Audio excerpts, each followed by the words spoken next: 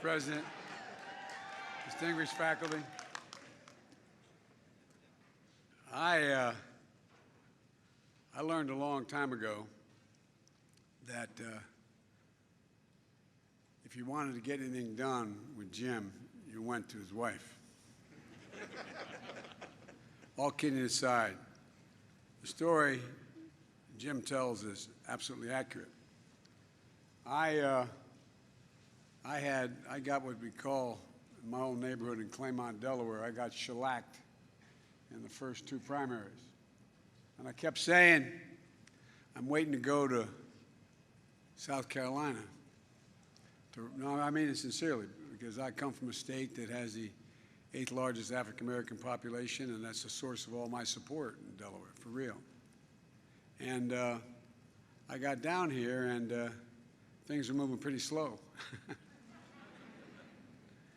And I remember Miss Emily saying to me, and I heard her say it to Jim, we should be for Biden. And she's an incredible woman. I'll speak about her a little bit. But, you know, not only did we win, I think we won every single district.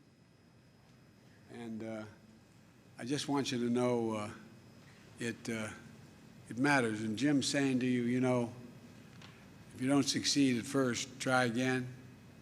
Well, a lot of you have already figured out that you can do anything you want to do if you set your mind to it. But one of the things that most people don't focus on anymore is there an awful lot of people like Jim, like me, like Ms. Emily, like a lot of you, who no one expected to do something significant.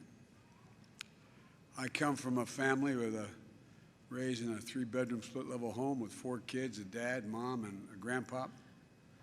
We were fine, don't get me wrong. We weren't up by our bootstraps, but we were, I guess, technically lower middle class economically. And I used to stutter really badly.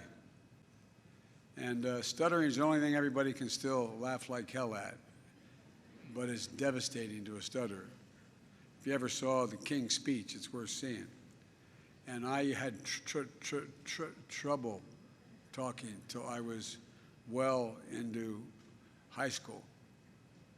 And but I was convinced that my mother would say, never bend, never bow, never kneel, never give up. Just get up. Just get up. And that's one of the things I like so much about HBCUs, which I've been part of for a long, long time.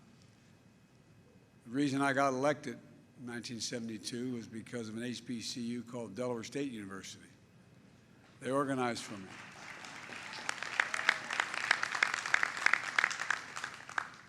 So, folks, you're inheriting an incredible tradition graduating from this university. On Inauguration Day, I placed my hand on the Bible and looked out toward the National Mall. And what I see, I saw a South Carolina State baseball cap. Oh no, not kidding, not kidding. Talking to 2 former presidents, Clinton and Bush. Today I look out and I see Jim in his South Carolina State cap and gown. Jim, I'm honored you asked me to be here. And as you receive your diploma, you earned 60 years ago, but never got a chance to receive it in person. You know, I know this, that Miss Emily's here. Her spirit and the students are here today. Students on scholarship in her name. Students in the Honors College in her name. And she is always in our hearts. She was a genuine gift, a dear friend to Jill and me, and a great American. And she loved this institution. She loved this institution.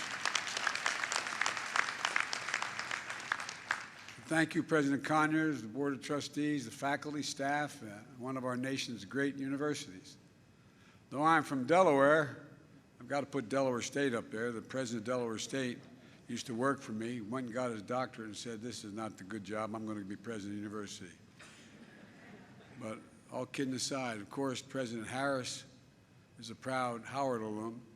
She might have something to say about Delaware State.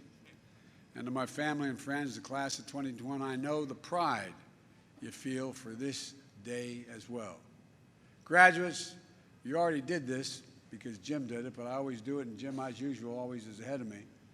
You really do owe those folks up in the bleachers a whole hell of a lot. A whole heck of a lot. And I'm sure not a one turned to his husband or wife and said, guess what, no tuition next semester.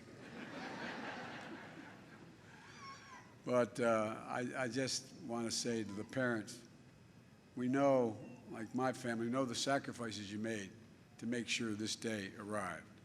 And you're the ones that helped you get through this period, and you got a lot to look forward to. Graduates, I know you've already stood to thank your parents and your families, but you know, the fact is that congratulations, you earned it. You earned every bit of it. I know it wasn't easy. Remote learning, fearing getting sick from COVID-19, feeling the pain for those who lost loved ones, and you know people who've lost loved ones. The uncertainty of a devastated economy, the reckoning on race not seen since the 50s and 60s. Your time here has come during a tumultuous and consequential moment in modern American history, and has led you to graduate at a real inflection point in history. No graduating class gets to choose the world into which they graduate. Every class enters the history of the nation up to the point that has been written by others. But few classes, every once in a few generations, enter at a point in American history where it actually has a chance to change the trajectory of the country. And that's not hyperbole. You face that inflection point today, and I'm confident you'll meet the moment.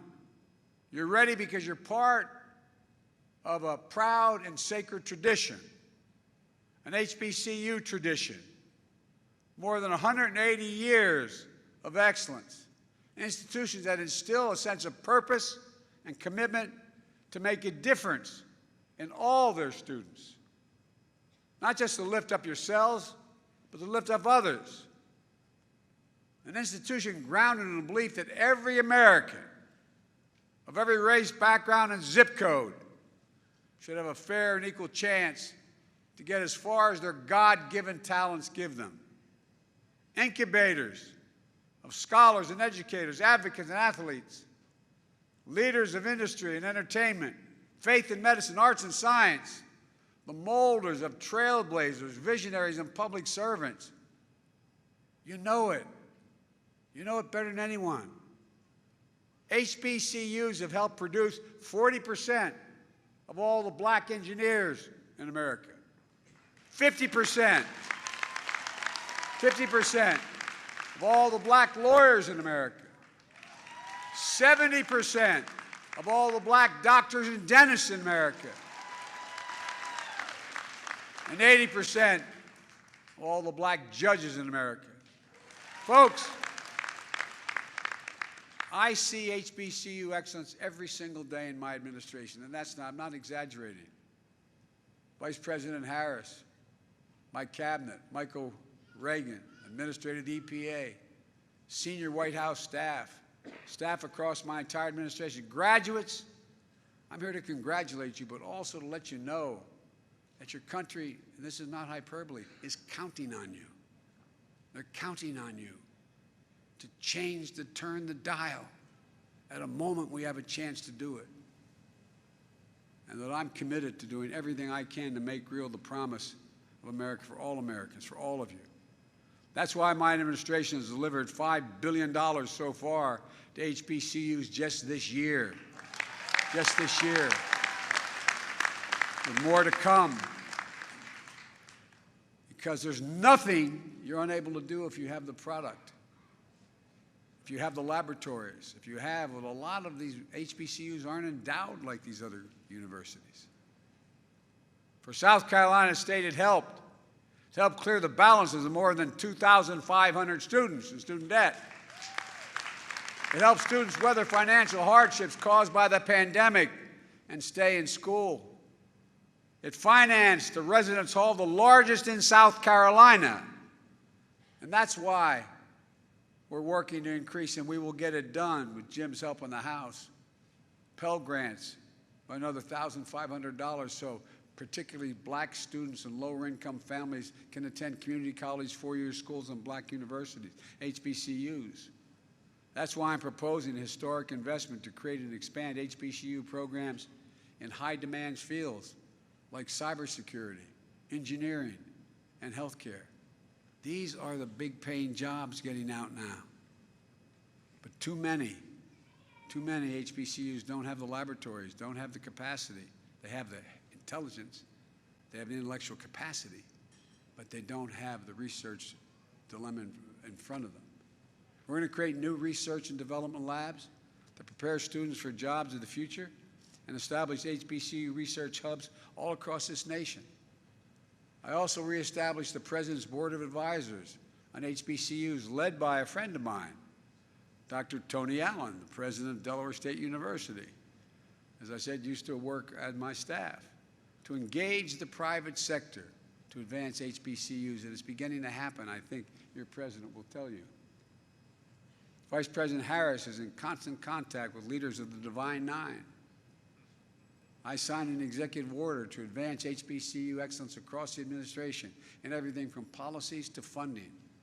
And part of that effort includes recognizing outstanding HBCU student scholars, like your student government president we just heard from, Giovanni.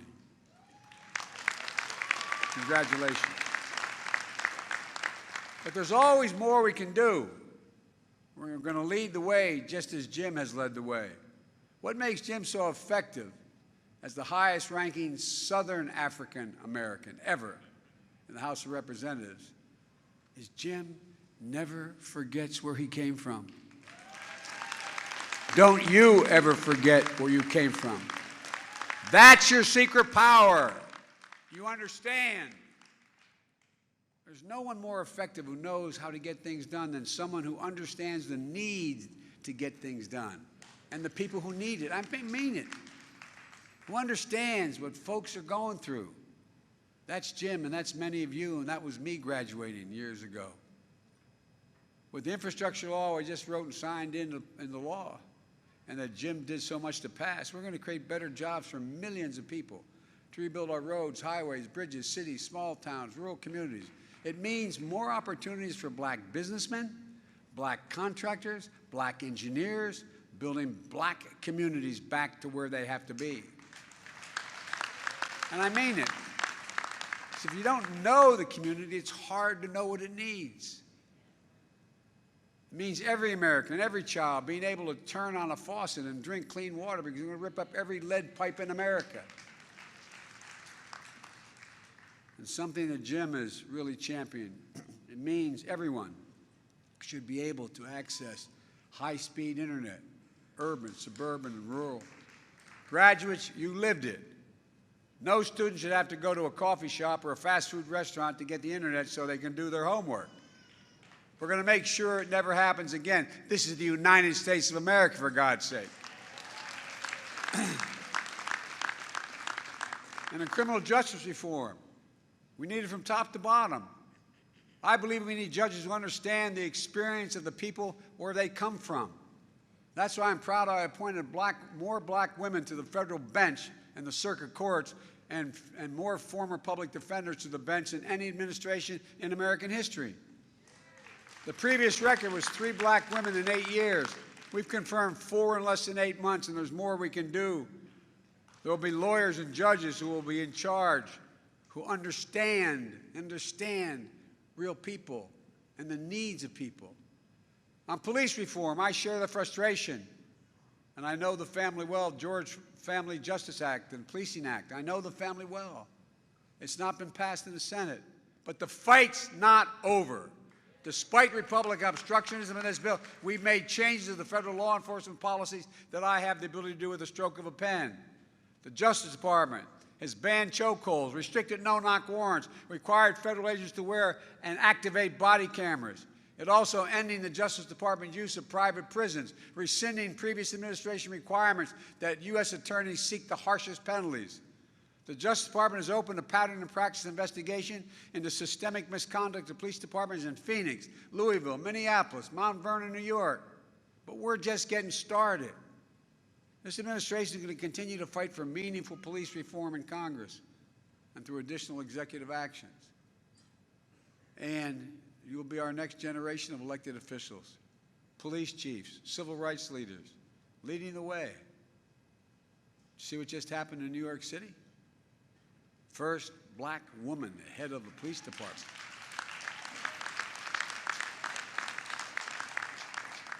With My American Rescue Plan, which passed right after historic investment in community policing and violence intervention programs that are shown to reduce violent crime as much as 60%. We don't have to spend less money. We have to spend more money in police to give them the kind of help they genuinely need. Why is a police officer showing up to the suicide threat, someone trying to jump off a building? We need more social workers there. We need more psychologists there. They need help. They're basically good people. Prevent violence in the first place. We're expanding summer programs and job opportunities and other services to keep young people safe and set them up for success. We're helping formerly incarcerated people re-enter their communities.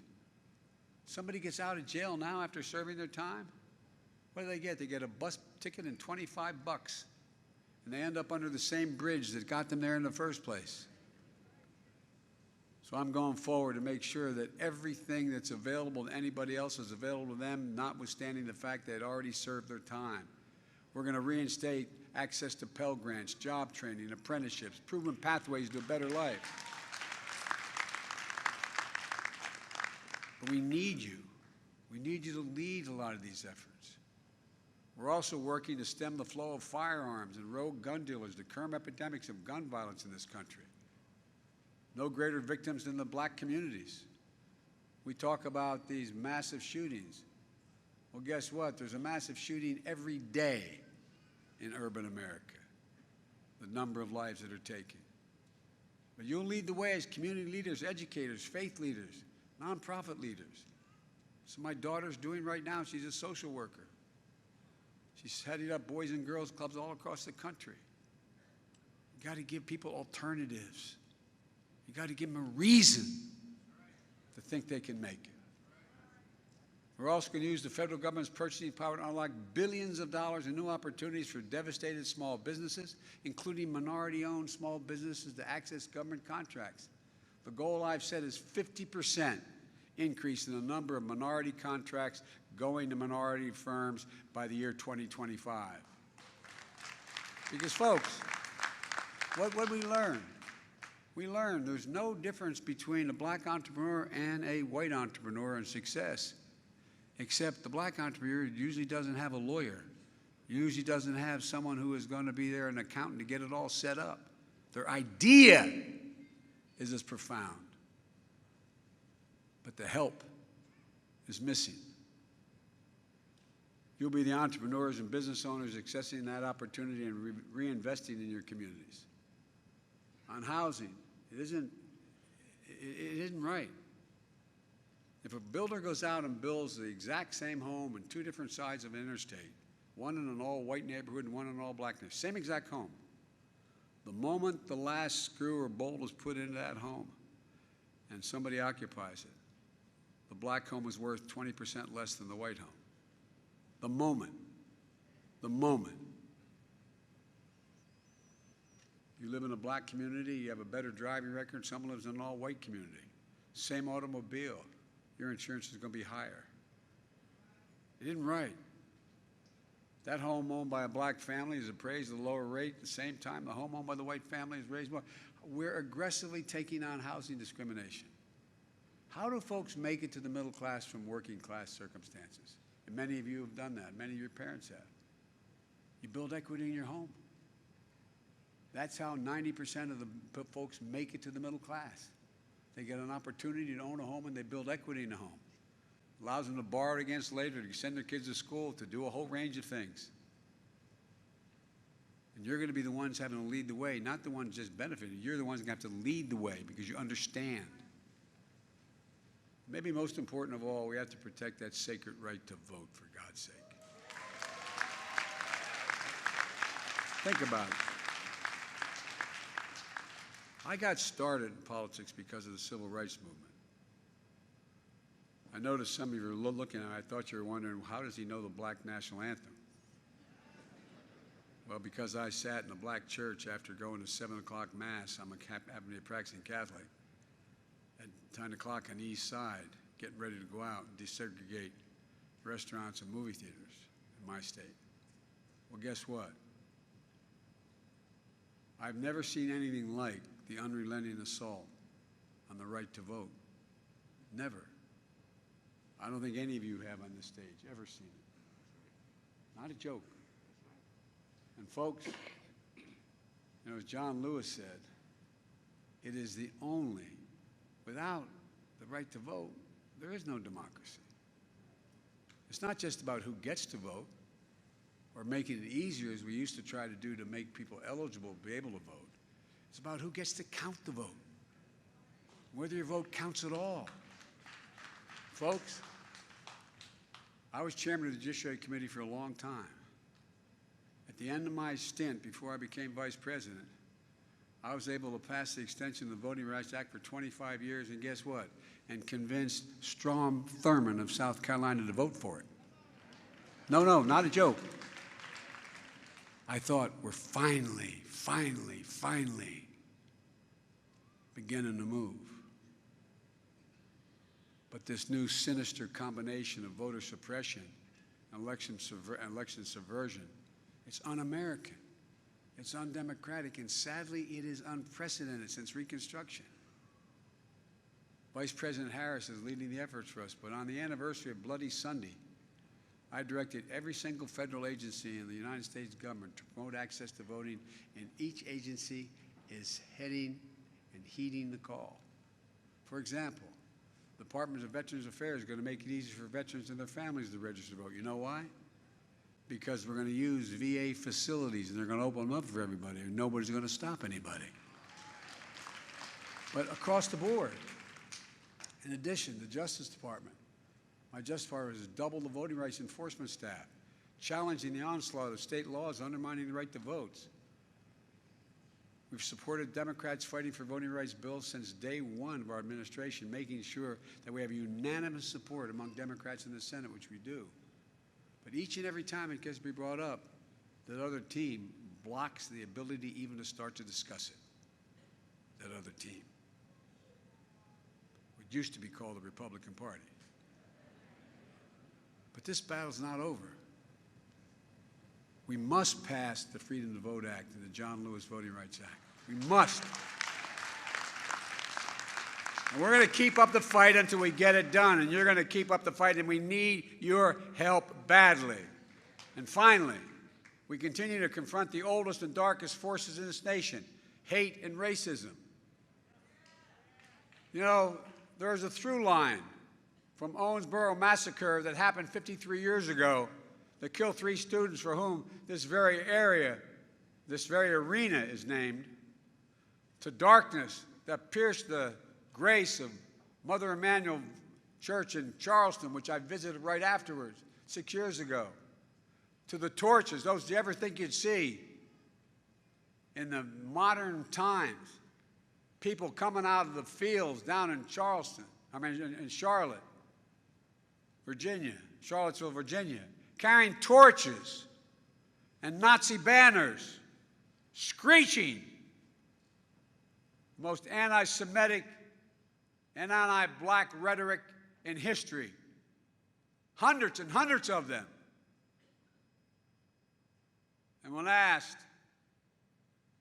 the guy who had this job before, when asked what he thought about it, he said, well, there's some very good people there. Hell, very good people. They're racist, they're fascist. And folks, that was 4 years ago. I never thought I'd see that in my career. The violent and deadly insurrection on Capitol Hill 11 months ago, on January the 6th. I'm going to say something self-serving. I'm supposedly know an awful lot about foreign policy. I've known every major world leader in the last 40 years. I've spoken to over 140 heads of state since I've become president. You know what they'll ask me? Is America going to be all right? What about democracy in America? Did you ever think you'd be asked that question by another leader? I'm not exaggerating, gentlemen. Leader of China, Xi Jinping, who I've met with more than any other world leader, and Putin, both are very straightforward. Say democracies can't function in the 21st century because things are too complicated. They move too fast in time to get a consensus, which democracies require. That's why autocracies will rule the day. Folks, this is a troublesome time, but it's a significant opportunity. Jim and I have engaged in civil rights work for our entire careers, him more consequential than me. Despite all the laws enacted through the struggles we knew we could make progress. But one of the things I thought, and Jim probably didn't, but I thought, Jim, I thought when we had some of those major victories, we'd finally crossed the threshold. But what I didn't realize is you can defeat hate, but you can't eliminate it. It just slides back under a rock. And when given oxygen by political leaders, it comes out ugly and mean as it was before. We can't give it any oxygen. We have to step on it. We have to respond to it. It's not who we are. It's a minority, but if the majority doesn't speak up, it has a profound impact. That's what we've seen the last few years. We must not give hate any safe harbor. We have to shine as bright as light as we can on it. That's the ultimate disinfectant. Call it out. And you're going to be the light. You're going to have to be the light. Let me close with this. The history of the journey of America, progress and possibilities, written by people who sat where you're sitting right now. Again, not hyperbole, it's a fact. People like Jim and Emily Clyburn, students who met in a jail cell after standing up for what was right and just, who never stopped. In 1961, they were you. Now in 2021, you are them. You're part of one of the most gifted. This, again, is not hyperbole. Listen to me, and I'm being precise. You're part of the most gifted, tolerant, talented, and the single best educated generation in all of American history. You are. But with that comes a hell of an obligation. You accept people as they are, black, white, Latino, Asian, Native American, gay, straight, transgender, abled and disabled. You see them as people, as fellow Americans who deserve respect and dignity. You're going to see more change in the next 10 years than we've seen in the last 50 because of the incredible change in science and technology. You're going to see us traveling commercially in the next 20 years at 12, 15,000 miles an hour. Subsonic speeds, supersonic speeds. I mean, the things that are going to change. But it's required the educated population you represent to understand it, to translate it, to move it. I have every confidence that no matter your career, you're going to translate change into a greater opportunity and happiness and prosperity for you and the world around you.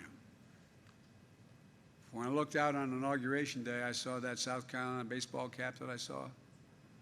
Well, your hope and your optimism. That's why I asked a 22-year-old Amanda Gorman, the youngest inaugural poet in history, to read her poem As a matter of fact, my professor wife, Jill, we're still teaching full-time, found her and asked her to speak. And here's what she said in her poem. So while once we asked, how could we possibly prevail over catastrophe? Now we assert, how could catastrophe possibly prevail over us? We'll not march back to what was, but move on to what shall be. A country that has bruised but whole, benevolent but bold, and fierce and free. That's who we are. That's who you are, the class of 2021. I'm not joking. That's us. That's America. We face that inflection point that's going to change the course history, and I'm counting on you to meet the moment. It's an enormous opportunity, an enormous opportunity. Because I truly believe someone standing at a podium like this at this university 40 years from now is going to be talking about, did we meet the moment, this moment? Just like there's other moments in our history. Did we meet the moment in World War I? Did we meet the moment? And we go down the list. It's going to determine what happens in the next 5 to 10 years. It's going to determine what it's going to look like 50 years from now. I'm counting on you. I really am. I'm not kicking off the responsibility, but I'm counting on you. Congratulations to all of you. Merry Christmas and happy holidays. And I say to the military, God bless you all, and may God protect our troops, fellas and ladies. May God protect our troops.